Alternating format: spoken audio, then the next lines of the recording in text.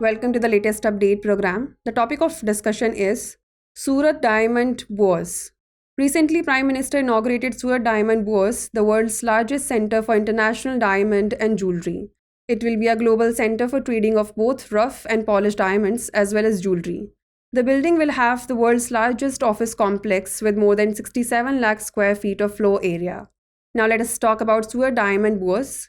It will comprise a state-of-the-art customs clearance house for import and export, a jewelry mall for retail jewelry business, and facility of international banking and safe vaults are other amenities present.